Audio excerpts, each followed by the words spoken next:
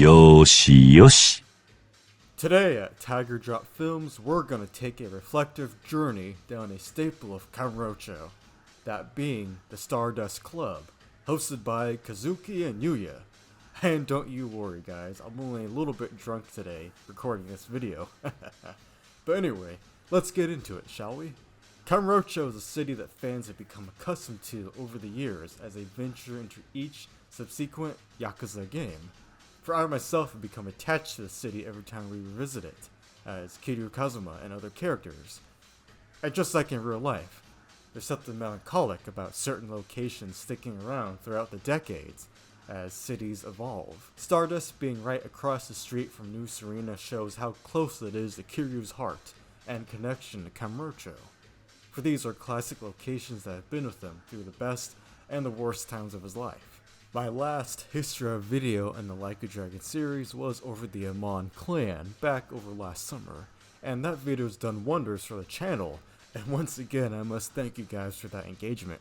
It means a lot. So let's celebrate this staple of Kamurocho alongside two legendary owners.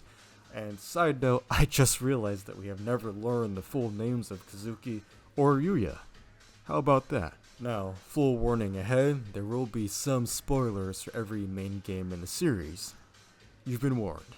Yakuza 1. From all the way back in Yakuza's original debut on the PS2, the first location that Kiryu Kazuma runs into after being released from 10 years of jail time was none other than Club Stardust.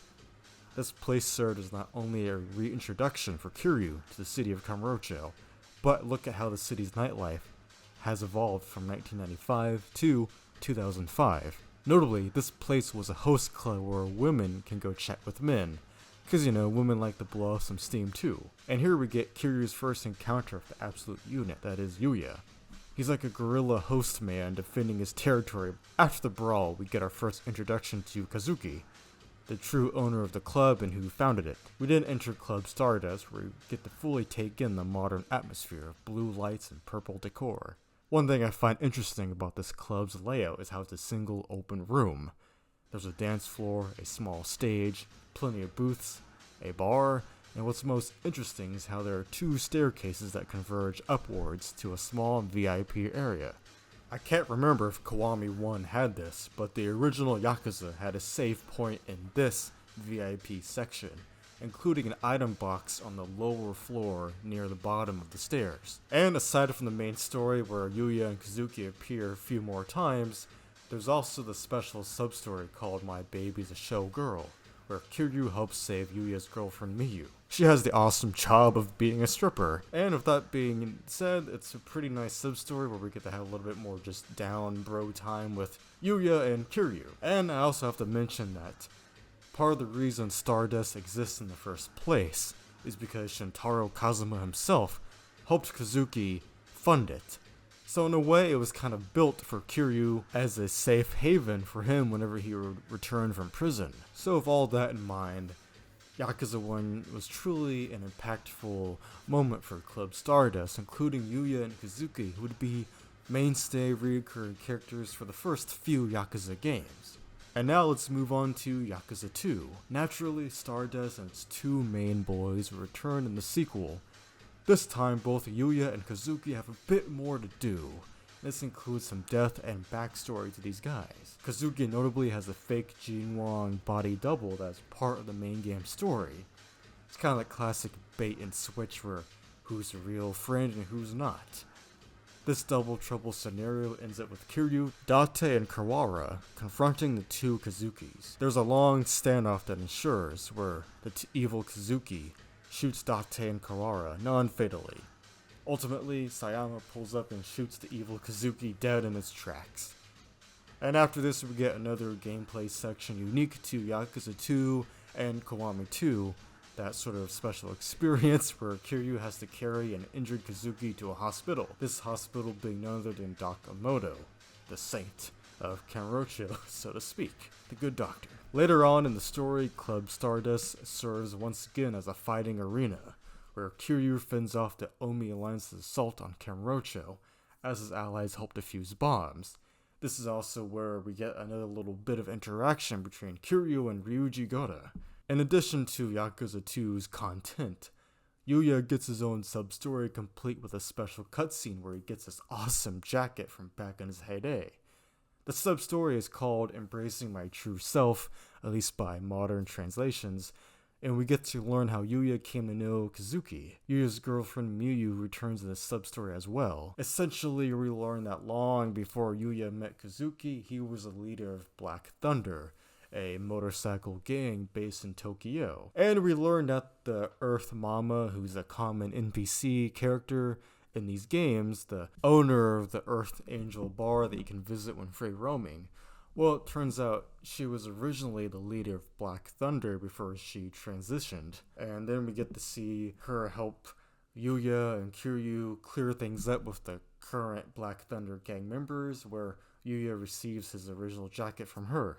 It's kind of a sweet little sub-story that I was surprised to be in this game, because we actually got to learn a little bit more of Yuya. He has one of those classic, fully animated sub-story cutscenes that we honestly don't get too much of these days. And that pretty much sums up the Club Stardust history in Yakuza 2. And now we move on to Yakuza 3, where part of the game's opening is in 2007, shortly after the events of Yakuza 2 by about a few weeks. And in these opening sections, we get to see Yuya, where he appears to be cleaning up Stardust following the events of Yakuza 2. I guess it took him a little while to clean up. He later appears in the story when the game takes place in 2009, where he appears alongside Kazuki, where we see that Club Stardust itself has received a brand new look. The layout is pretty much the same as the first iteration, however, the upstairs is now much larger. It's almost a full second floor. And the blue, purple, and black color scheme of the last two games has now been replaced with a red, gold, and orange color theme. The outside entrance is still blue and purple though. Stardust and its new design serve as the boss arena for Hasabe, one of the current lieutenants for the Nishikiyama family. However, Yuya and Kazuki are notably in the final moments of the game, where Kiryu is stabbed by Hamazaki right before the credits roll. And Yuya and Kazuki end up holding Hamazaki down afterwards. So it's kind of interesting how, even though Yakuza 3 is a few more years after Yakuza 2, I like that Yuya and Kazuki were still important enough to appear as characters in the main campaign. But that's not all, because there's also sub-stories for Club Stardust. There's one called Another Stardust, where a guy from Yokohama named Kengoku tries to persuade Kazuki to open up shop there. You can probably imagine that this Kengoku guy is shady and trying to scam them, and you're right, that's his plan. He wants there to be a second Stardust in another city, so he can push Yuya and Kazuki away from each other and take over both locations for himself.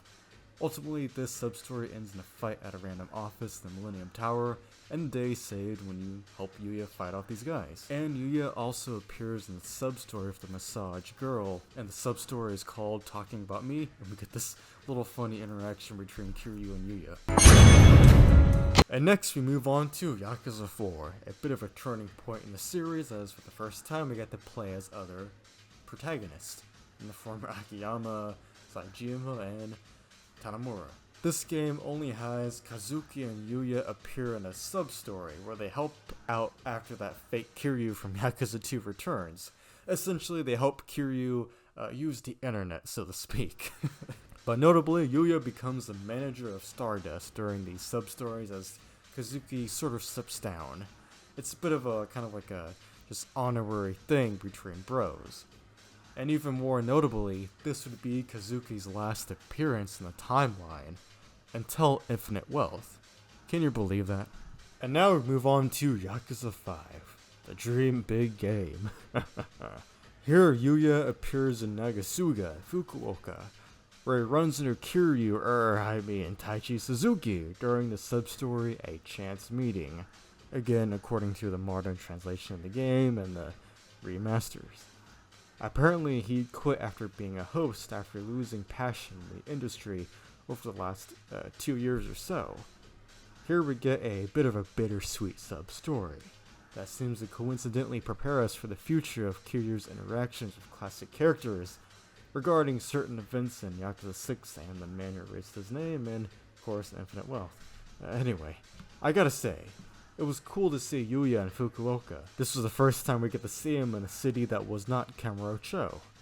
Essentially, the sub-story follows Yuya stating that he knows Suzuki is Kiryu, but he decides to go along with it. Later, Yuya ends up working at a restaurant called La Scene that ends up in a classic Yakuza scuffle where you get to play as Kiryu and team up with Yuya against these thugs. And a little side note, it's kind of interesting how during this part where Yuya is working as a waiter, he decides to go undercover with the name Kazuki. Guess he's still thinking about his old pal, huh? And that about does it for Yakuza 5 and Stardust. But there's one little tidbit I kind of want to discuss. So back in Yakuza 4, we get to learn of a new nightclub for hostesses that was owned by none other than Akiyama. And at least Club Elise has a few scenes in Yakuza 4 story, and then it appears in a side content hostess minigame in Yakuza 5, where if you complete all the hostess stories as the characters, you get to end up at Club Elise for a little celebration. Part of me wonders if maybe when they were kind of toying around of retiring Kiryu at this point and maybe having some other character take over, like say, for example, of just putting out there Akiyama, makes you wonder if Club Elise was going to be Akiyama's sort of equivalent to Club Stardust, with Elise being his little other home base. Just a little food for thought and a little bit of fan theories. But anyway, let's move on to Yakuza 6, The Song of Life. In this game, Yuya has more of a cameo appearance, but he's in the main story. And here his hair is now black, and he's wearing glasses, and even has a whole suit on. He's got the whole businessman getup. It's clear something has happened to him. In the story, he first meets with Kiryu around Tenkaichi Street, and he then grabs a bite with Kiryu at good old Kanrai, where he reveals that since the new generation of the Jingwan Mafia have forcefully bought Stardust, it's clear that Yuya's had to find a normal job as a businessman. He's had to leave the host life behind. And Yuya brings up that he will rejoin Kazuki at Stardust once Kazuki's able to buy it back from the Jingwan Mafia. But I think we all know that wouldn't happen unless a certain Dragon Dojima got involved to bring it away from the Jingwan Mafia. And in the same Kanrai dinner scene, this is where we get our first introduction to the original Jungi Han. A bit later in the plot, we see Stardust from the inside, where we got yet another remodel that also includes an underground boxing ring that serves as the arena for Jungi Han's first boss battle. And right from the get-go, you can tell that Stardust is something different from what it used to be. It appeals to a certain different kind of nightlife. You probably remember from playing the game, but Jungi Han remodeled Stardust to appeal even more towards women wanting to have a good day, to blow off some steam. It's definitely a way more sexualized than the original Stardust was meant to be. For a host club, it certainly took less of a refined atmosphere and more of a carnival-like one. And by carnival, I mean something like the European kind. But ultimately, Kiryu is able to defeat this new generation of Jingwan Mafia, and we can assume that it is rightfully returned to Kazuki and Yuya. And this brings us to Yakuza 8, aka Infinite Wealth. The glorious reunion of Yuya and Kazuki, as they're back in their original outfits, and Yuya's got his classic hair back, even though it's a new haircut. Here, these two legends appear in content specific to Kiryu and his life-linked stories.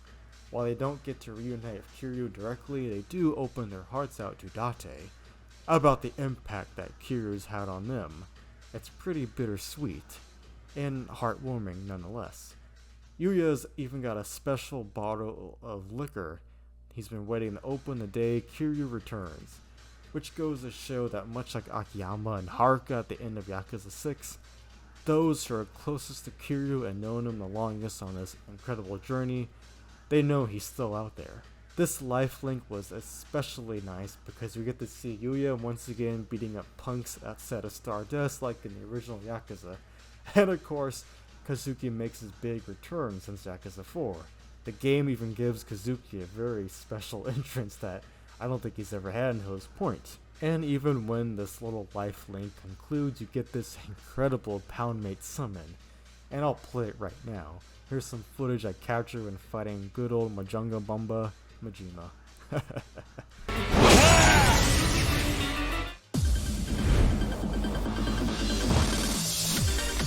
本日はご来店いただき誠にありがとうございます。ご指名いただきまして我々の王子、ご指名ありがとう。君の瞳に乾杯。ユーヤです。お近づきの印。綺麗な顔ですね。おい、俺を見ろ。今夜はずっと一緒ですよ。お前は俺のものだ。はいエクスタシー。それではとどめの3、2、1。